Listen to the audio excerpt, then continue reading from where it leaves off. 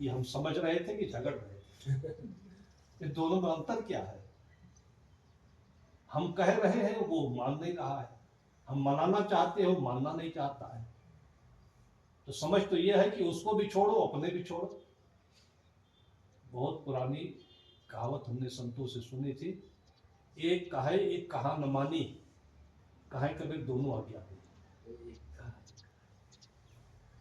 मतलब बाप बेटे के पीछे लगा है, ये बात मानो, बेटा मानता नहीं है। गुरु शिष्य के पीछे लगा है, ये मानो, वो मानता नहीं है। तो न वो गुरु है, न वो शिष्य है, न वो बाप है, न बेटा है।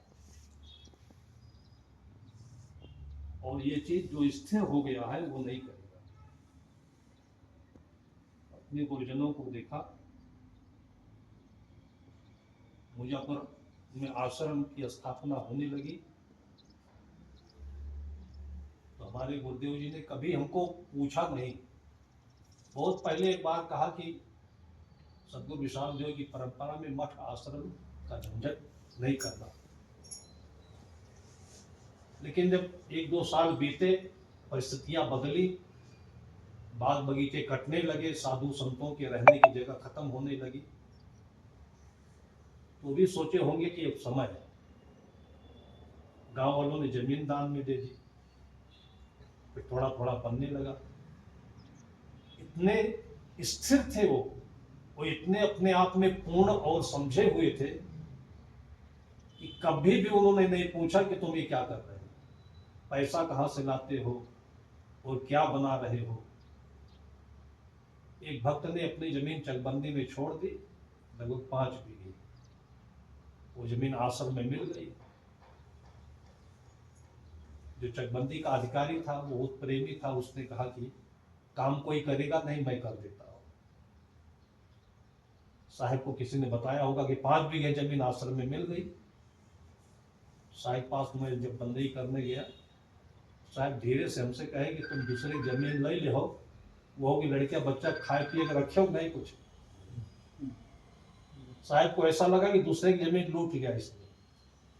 तब उन्होंने कहा, तो मैंने कहा साहब ये चकबंदी की एक प्रक्रिया होती है और सबकी जमीनों में से 1% 2% सरकार कटौती करती है। तो उस कटौती की जो फालतू की जमीन थी, उस चकबंदी अधिकारी ने आश्रम में जोड़ दिया।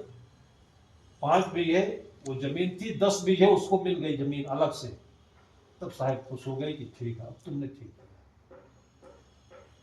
मतलब वो देखते थे कि जहां गलत हो रहा है तो वहां पर पकड़ते थे, नहीं तो किसी से कभी अपने मन को उलझाते नहीं थे। सदगुरु विशाल देव के बारे में कहा जाता है, पूरे जीवन भर उन्होंने ये नियम निभाया कि कभी अपने शिष्यों को, परम शिष्य को भी ये नहीं कहा कि तुम वहां जाओ, तुम ये काम करो, तुमको ये करना है। कभी नहीं कहा ये भाषा। कुछ कहना होता था, जैसे किसी ने कुछ गलत कह दिया हो, तो उसको नहीं कहते थे तुम गलत कह दिए। वो जब आता था तो उसके मूड को देखते थे, उसका मन चित्त स्थिर हो, प्रसन्न हो, तब कहते थे कि हम लोग तो ऐसा नहीं करते। वो कहते हम पंच तो ऐसा नहीं करी थे। उनके लिए नहीं कहते तुमको ऐसा नहीं करना चाहिए, वो अपने लिए कहते थे कि हम तो ऐसे नहीं करते।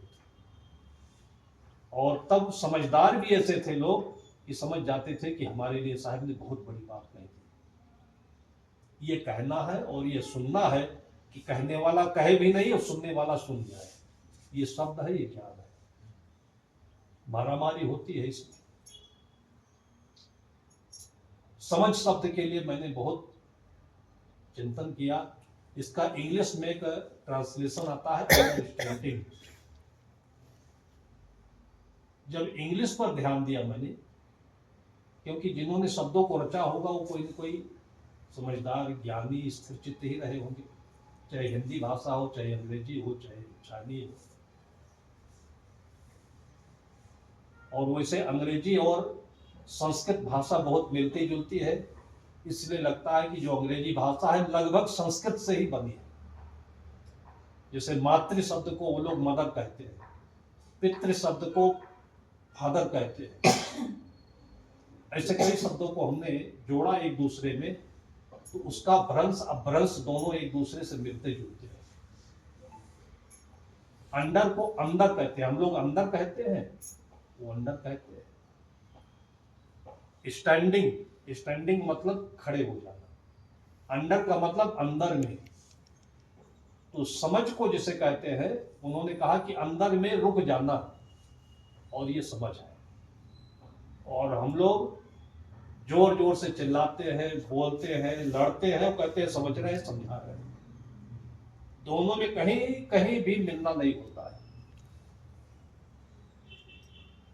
अगर बच्चे को माँ समझाती है तो ऐसे नहीं समझाती है।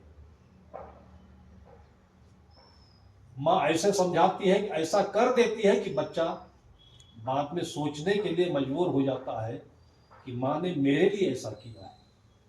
अगर बोलकर वही माँ करती तो बच्चा गुस्सा हो जाता, क्योंकि ईगो सबके भीतर में होता है, हमको बोल दिया इन्होंने, हमको कह दिया इन्होंने। लेकिन माँ बोलती नहीं है, कर देती है, और बच्चा सीख जाता है।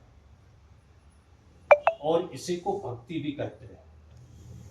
संतों ने किसी को कुछ कहा नहीं, संतों ने अपने जीवन को जी लिया, कर दिया अपने लिए। और वैसे भी मैंने सदगुरु प्रेमदेव के समाज में देखा कि जिस गांव में पड़ाव होता था, जब संत आते थे तो गांव में स्वाभाविक है रास्ते गंदे होते थे। कुएं में स्नान करने जाए तो कुएं के आसपास नाली पड़ी हो, कचड़ा पड़ा हो। तो पहले दिन तो संत 2 घंटा वहां पर केवल नाली साफ करते थे, चौकी साफ करते थे, उसकी काई हटाते थे। और कुएं में पानी गंदा पड़ा हुआ हो, कभी कभी ऐसा भी हुआ है कि जब हैंड पाइप लगने लगे तो कुएं उपेक्षित हो गए, और गांव से दूर थे इसलिए उनका पानी गंदा हो गया। तो हम लोगों ने भी देखा है कि लगभग 3-4 घंटे तक लोग अनवरत रूप से संत लोगों ने कुएं का पानी का पहुँच दिया, कुएं का पानी साफ हुआ, तब फिर 1 महीने तक वही स्नान ध्यान सारा काम होता रहा। 1 महीने जिस गांव में संत रह जाते थे, रास्ता साफ, कुआं साफ, चौकी साफ, और यहाँ तक कि लोगों का घर साफ। और यही उनका उपदेश होता था, और इसी के लिए वो जाने जाते थे। परंपरा बदल रही है। किराए का मंडप आता है, किराए का दरी बिछौना आता है, सब कुछ किराए का होता है। मंच पर साधु बैठते हैं और भोंपू लगाकर बोलते हैं, कहते सत्संग हो रहा है। सुनने वाला भी एक कान से सुनता है, निकल जाता है, सुनाने वाला भी पूजा लेकर चला जाता है। न उसके घर की उसको फिक्र है, न उसके जाने की उसको कोई चिंता है। दोनों को एक दूसरे से आने जाने की आदत पड़ गई है, लेना देना कुछ नहीं। वैसे भी लोगों की कहने की आदत, हमको उनसे क्या लेना देना। लेकिन संत और समाज का जो संबंध है वो भक्ति से है। उसको संबंध नहीं कहते, संबंध उसे कहते हैं जो मन से बंधे होते हैं, सम्यक रूप से बंधे होते हैं। जैसे कभी किसी ने कहते, आपने सुना होगा कि भक्त होना हो, गले में माला पहनना हो, तो कहते हम तो किसी गुलामी नहीं करते, बंधन है, रस्सी है। भक्ति रस्सी नहीं है, बंधन भी नहीं है। भक्ति वो चीज है जो एक दूसरे को अहेतुक रूप से जोड़ती है। और वैसे होता है जैसे हम लोग रेलगाड़ी पर चल रहे होते हैं, रेलगाड़ी में कोई किसी का नाता रिश्ता पहचान तो होता नहीं, लेकिन हम लोगों ने अपना जलपान निकाला। एक बार हम लोग दक्षिण भारत जा रहे थे, शाम का जलपान का समय हुआ। लगभग 3 दिन की यात्रा होती है ट्रेन में। तो जलपान के लिए भिगोया हुआ चना है, मूंग है, टमाटर है, सलाद है, नींबू है। हम नहीं जानते थे कि हमारे पास में जो सीट में लोग बैठे हुए हैं, बाद में पता चला वो नक्सली थे। लखनऊ में कोई बड़ी रैली थे, उसमें से आकर लौट रहे थे। वो रहने वाले चेन्नई के थे, नक्सली थे वो लोग। तो जब शाम को हम लोगों ने जलपान बनाना शुरू किया, नींबू डाला, अच्छी खुशबू आई, तो नक्सलियों में से एक 20-22 वर्ष का लड़का इतना मुग्ध हो गया उसके, एक तो लाल टमाटर, सफेद मूली, चना, मूंग, सब कलर और उसकी खुशबू देख करके जाकर उस लोटा में झांकने लगा। तो मैंने कहा भाई इसको थोड़ा खिला दो पहले, नहीं तो लाल टपका देगा इसे। तो पहले फिर उसको और उसके साथियों को हम लोगों का ऐसे भी गुरुदेव का ये उपदेश है, खिलाकर तक खाना चाहिए। अब थोड़ी सी असुविधा हो गई कानून के कारण से, अभी किसी को खिला दिया और बाद में उसको मिर्गी आने लगी। भाई नहीं मिर्गी, वो था भिखमंगा और ऐसे ऐसे करके घूम रहा था, और संत दयालु होते हैं, उसको दे दिया मिठाई और खाया। उसके बाद वो हाथ पैर पटकने लगा 5 मिनट के बाद। तभी तक पुलिस भी आ गई। पुलिस भी साधु से बोली क्या खिला दिया आपने इसको, और वो भी गजब का एक्टिंग करने लगा। अब साधु 10 आदमी के बीच में एकदम से मूर्ख बन गया। पुलिस ने कह लगा महात्मा जी आपको तो जेल होगी, आपने इसको क्या खिला दिया, जहर दे दिया, ये दे दिया, वो दे दिया। अब कोई बोलने वाला नहीं कि साधु जहर क्यों देगा भाई। सब कुछ हो गया, साधु से वो पुलिस 150 रुपए ऐंठ करके लेकर चला गया। बाद में चला कि पुलिस की और भिखारी की सेटिंग है ये, ऐसा भी रास्ते में होता है, सेटिंग है पैसा लेने के लिए। इसलिए साधु लोग भी ऐसा करना बंद किए। लेकिन जो हम लोगों ने उन लोगों को जलपान कराया था, हम लोगों ने कोई उपदेश तो दिया नहीं, लेकिन अंतर इतना स्थिर हुआ और मिल गया कि उन लोगों में से एक व्यक्ति ऐसा था कि उसकी पत्नी दिल्ली की रहने वाली थी, वो हिंदी भाषा भाषी जानता था। फिर उसने बातचीत शुरू की, परिचय शुरू हुआ। फिर हमने पूछा तो बताया कि नक्सली है हम लोग। फिर अपनी पीठ खोल करके भी दिखाया कि इंदिरा के पीरियड में इतनी मार पड़ी मेरे पीठ पर। फिर मैंने समझाया उसको, मैंने 1-2 बातें बताई कि मिले खुश्क की रोटी जो आजाद रहकर भली उस जिल्लत की हलवा से बढ़कर। एक आप तो राजनेताओं के झांसे में आ गए हो, वो गद्दी पाएगा, वो पैसा लूटेगा, वो अपना घर भरेगा, तुम क्या पाओगे। जितने भी नक्सली माओवादी लोग हैं ये गरीबों का शोषण है। मैंने कहा कि आम आदमी की जो इच्छा है वो धन नहीं है, शांति है। प्राचीन काल से ही चाहे दूसरे दिन भोजन खावे और बस हो कहावे, मतलब दूसरे की गुलामी ना करना पड़े, भले ही एक दिन रोटी ना मिले, दूसरे दिन सूखी मिले, पानी पी करके रह जाए, लेकिन हमें तनाव नहीं चाहिए। आज देखिए लोगों के घरों में अमीरी है, करोड़पति अरबपति है, लेकिन तनाव ऐसा है, उस तनाव को दूर करने के लिए वो अपना पूरा धन देने को तैयार है। कोई समय हमारा कार्यक्रम भोपाल में होता था, पूरे भोपाल के सबसे बड़े नगर सेठ कहलाते थे वो, और अवस्था उनकी लगभग 80-85 की हो गई थी। हम लोगों के साथियों को फ्री में देखा, जवान थे और साथी सब अपने घर में सेवा करते थे, उनको लालच आया। उन्होंने धीरे से हमसे कहा कि साहब एक साधु हमारे घर छोड़ दीजिए, हमारी सेवा भी करेगा, भजन भी सुनाएगा और हमारा बुढ़ापा आराम से बीत जाएगा। मैंने कहा कि ये साधु ऐसा नहीं कर सकता। किसी घर में वो सब कुछ कर सकता है, लेकिन पैसा देकर किसी घर में साधु नहीं रह सकता है। आज तक मुझे याद है, लगभग 25-30 वर्ष हो गए इस घटना के, कि पैसा है लेकिन जो अंदर की चीज चाहिए वो नहीं है। वो चीज है हर आदमी चाहता है, इसलिए कभी भी नक्सलवादी सफल नहीं होगा। ये माओवादी, नक्सलवादी, जो मारकाट करने वाले कभी सफल नहीं हुए, नहीं होंगे।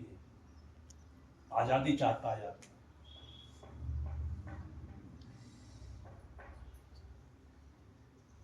ज्ञान किसे कहते हैं? अपने अंतर के इस भाव को समझ लेना ज्ञान है, वो रुकने से ही होता है।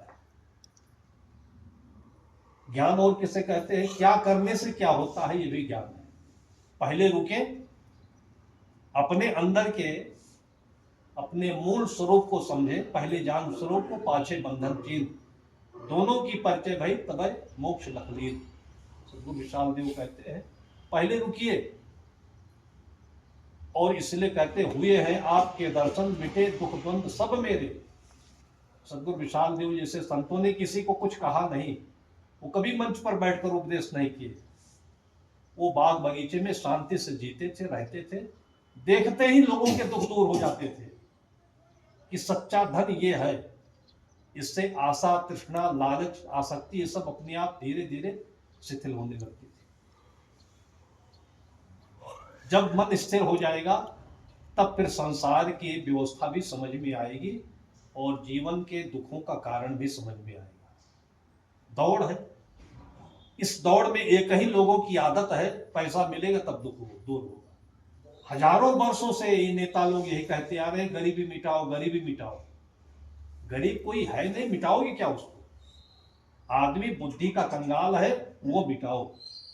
ज्ञान का गरीब है, वो मिटाओ। अमेरिका पूरे दुनिया में सबसे अमीर देश माना जाता, वहां भी गरीबी है। आज भारत और नेपाल में, अभी नेपाल में हर जगह यही लोगों से कहते सुन रहे हैं, गरीबी है, गरीबी है। आज के 40 साल पहले नेपाल में आते थे तब कम कहते थे गरीबी है, और जबकि आजकल की सुविधाएं कुछ नहीं थी। और आज एक रिक्शे वाले के पास में 20,000 का मोबाइल है और फिर कह रहे गरीबी है। आदत है लोगों की कहने की आदत है, और लोगों के अंदर में समझ नहीं है तो उलझने की उनकी मजबूरी है। सारे लोग नेताओं के पीछे ऐसे, कोई आरक्षण के नाम पर, कोई जाति के नाम पर, कोई पद के नाम पर, मुख्यमंत्री बनने के नाम पर, विधायक पार्षद बनने के नाम पर, सारे लोग इसी चक्रव्यूह में नाच रहे हैं। ऐसे दुख कैसे दूर होगा? दुख को समझे क्या है, लेकिन रुकते हैं नहीं। बहुत पहले हमारे पास एक भक्त आया, हालचाल मैंने पूछा, मैंने कहा सब ठीक है? कहा ठीक तो नहीं था स्वामी जी, और बड़ी मुसीबत से बचकर आया। मैंने कहा क्या हो गया? कहा बीमार पड़ गया। 3 दिन पहले मुझे रात में पेट में इतनी जोर से ऐंठन हुई, दर्द हुआ कि लोगों ने सोडा पिलाया, चूर्ण भी दिया। किसी भी कीमत पर जब दर्द ठीक नहीं हुआ तो हॉस्पिटलाइज किया। डॉक्टरों ने 17 बोतल ग्लूकोज चढ़ाया, 3 दिन वहां बेड पर रहा। अब जाकर के ठीक हुआ तो मैंने सोचा कि स्वामी जी के साहब के दर्शन कर लो, नई जिंदगी मिली है। मैंने कहा बात तो सही है। मैंने पूछा कि दर्द क्यों हुआ था? डॉक्टर ने कुछ बताया नहीं? कहा ये तो बताया नहीं। मैंने कहा रुपया कितना लिया? कहा 28,000 रुपये। मैंने कहा कि 3 दिन अस्पताल में रहे, 28,000 रुपये देकर के आए, और दुख तो दूर हुआ लेकिन कारण उसका समझ में नहीं आया, ज्ञान नहीं मिला। अगर दोबारा फिर दर्द होगा तो फिर 28,000 देना पड़ेगा, फिर 3 दिन तुम्हें हॉस्पिटल में रहना पड़ेगा। पूरी जिंदगी ऐसे तुम करते रहोगे। और ये उसकी कहानी नहीं है, ये पूरी दुनिया की कहानी है। और इसको संतों ने क्या कहा कि एक बार ठगावे सो 52 वीर कहावे, और बार बार ठगावे सो गप्पू नाथ कहावे। ये दुनिया ऐसे गप्पू नाथ है। कभी एक क्षण बैठ करके वो सोचता नहीं है, इतनी मेहनत की हमने, पैसा दिया डॉक्टर को, और डॉक्टर भी भला डॉक्टर है। भला डॉक्टर होता तो बताता ये कि भाई तुमने ये गलती की है, इसलिए तकलीफ हुई, आइंदा से सावधान रहना। अभी अभी मैं कभी कभी देखता हूं तो यूट्यूब में आया, एक ऐसा कप्तान मिला पुलिस का, अभी मैंने देखा उसको, पता नहीं आप लोगों ने देखा कि नहीं। छत्तीसगढ़ में दुर्ग जिला है, वहां का कप्तान है। तो जो चोरी लोग करते हैं, जो बिना हेलमेट के चलते रहते हैं, जो ओवर स्पीड में चलते हैं, कप्तान होते ये सब काम पुलिसों का है, पकड़ना और इनको सजा देना। कप्तान तो एसी में बैठकर कुर्सी पर आराम करता है, लेकिन मैंने देखा कि वो बीच सड़क पर, चौराहे पर धूप में खड़े होकर के लोगों को रोकता है। भाई आपकी जान प्यारी है कि आपका टारगेट प्यारा है, क्यों हेलमेट नहीं लगाया? मतलब 5 मिनट उसको समय देकर बड़े प्यार से समझा करके, और फिर चालान भी नहीं करता, छोड़ देता है। ऐसा कोई जो मिले दुनिया में तो दुनिया का सुधार होता है। चोर को भी वो कम से कम अगर वो ईमानदारी से सब कुछ बता दे तो छोड़ देता है, और जो थोड़ा सा दाएं बाएं घूमता है तो बोलता है कि अब तुम कानून के शिकंजे में जाना चाहते हो, अगर करोगे तो इससे बड़ी सजा मिलेगी, अगर नहीं करोगे तो थोड़े दिन के बाद छूट जाओगे। ऐसा तो कोई होना चाहिए। इसी को इंसानियत कहते हैं और इसी को धर्म कहते हैं। जो जहां पर है अपने लिए, अपने बच्चों के लिए, परिवार के लिए, समाज के लिए, देश के लिए, ये वही हो सकता है जो अपने लिए है। अपने का ही पता नहीं है कि दर्द क्यों हुआ, सिर दर्द क्यों हुआ, तकलीफ क्यों हुई, ये उलझन क्यों है, दुख क्या है। जब माँ बाप को अपने का पता नहीं है, बस एक आदत में जी रहे। लड़का कहता है कि हम आश्रम में रहना चाहते हैं, माँ बाप उसकी कुटाई शुरू कर देते हैं। मैंने इतना पढ़ाया, इतना लिखाया, ये नहीं सोचते हैं कि तुम उसको शादी करना चाहते हो, शादी करने के पहले उसको ही पूछ लो कि शादी क्या चीज होती है, दुल्हन आएगी तो क्या करोगे। भाई 1-2 लाख की हम बाइक लेते हैं, खरीदते हैं, तो खरीदने से पहले हमारे पास डीएल होना चाहिए, उससे पहले हमारे पास मोटरसाइकिल चलाने का अभ्यास होना चाहिए, और तब मोटरसाइकिल होगा, तब चलेंगे, तब मंजिल पर पहुंचेंगे, और नहीं तो रास्ते में ही हम दोनों ऊपर चले जाएंगे। 2 लाख की मोटरसाइकिल में लाइसेंस होना जरूरी है, लेकिन ये अमूल्य जीवन को पति पत्नी मिलते हैं, दोनों एक दूसरे को चलाएंगे, कोई लाइसेंस नहीं है, कोई ट्रेनिंग नहीं है, कोई पढ़ाई नहीं है, कोई ज्ञान नहीं है। माँ बाप ऐसे करते हैं। दूल्हा दुल्हन बनने के लिए भी तो कोई न कोई योग्यता होनी चाहिए। कोई दुनिया के विश्वविद्यालय में ये पढ़ाया जाता नहीं है। डॉक्टर बन जाओ ठीक है, इंजीनियर बन जाओ, कलेक्टर बन जाओ, लेकिन एक अच्छे आदमी, अच्छे इंसान, अच्छे पति, अच्छे पत्नी, अच्छे बेटा, ये बनने की कहीं कहानी नहीं है। ये ज्ञान है। फिर मैंने उससे पूछा कि भाई दर्द क्यों हुआ। उसने कहा साहब पता नहीं क्यों हुआ। मैंने कहा कुछ खाने पीने में गड़बड़ किए होगी। कहा नहीं साहब, ये बात केवल मैं उसकी नहीं कह रहा, ये मैं हजारों की कह रहा हूं। कोई एक आदमी है, अभी कल वीडियो कॉल पर किया था किसी ने, एक छोटा सा बच्चा है, उसके पूरे चेहरे पर सफेद सफेद, धीरे धीरे बाद में कोढ़ कहलाता है, वो सफेद सफेद दाग उभरने लगे। मैंने दूसरे काम से फोन किया था, उसने पूछा कि ये उसकी माँ ने कि मेरे बच्चे के चेहरे पर सफेद सफेद दाग है।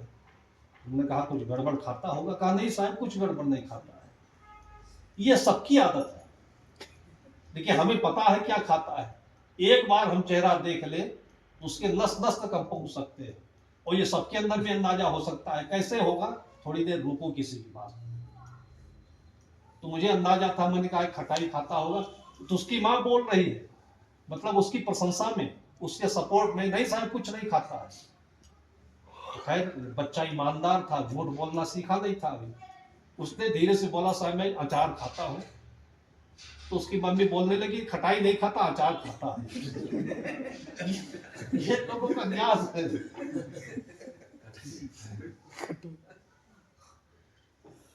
मैंने उससे कहा अचार छोड़ दो तुम, और 1 हफ्ते के बाद तुम्हारा चेहरा सुंदर हो जाएगा। गाजर खा लो, केला खा लो, पपीता खा लो, और पत्तियों के रस को पीस करके पी लो। 1 हफ्ते के भीतर में तुम्हारा चेहरा बिल्कुल ग्लो हो जाएगा। इतनी सी चीज आप देख लीजिए, किसी मेडिकल कॉलेज में कोई बताएगा नहीं जल्दी, और हजारों की दवाई आपको खिला देगा। उस लड़के से मैंने पूछा क्या खाए, कहा बस वही दाल भात रोटी साग, दाल भात रोटी साग। मैंने कहा इतने से तो पेट में दर्द नहीं होता है। फिर मुझे अंदाजा लगा, वो पौष माघ का महीना था, हमारे आश्रम पर किसी ने 2-4 दिन मटर की फलियां जो हरी हरी सब्जी के लिए आती है वो दे दिया। 2 दिन 3 दिन उसकी सब्जी खाई तो हल्का सा पेट में गैस बना। मुझे महसूस हुआ कि ये रोज खाना ठीक नहीं है, प्रोटीन ज्यादा होता है, पचने में भारी होता है। उस अंदाजा से मैंने उससे कहा कि कहीं मटर की फलियां तो नहीं खाई तो? उसने कहा हाँ साहब खाया। तो मैं साहब अपने ससुराल गया था, और वहां पर 3 एकड़ मटर की फलियां बोई गई थी, और मेरे साले मुझे घुमाने के लिए ले गए। मैंने कहा अच्छी जोड़ी लगी तुम्हें। हर साला हर जीजा को ये दर्द ही देता है।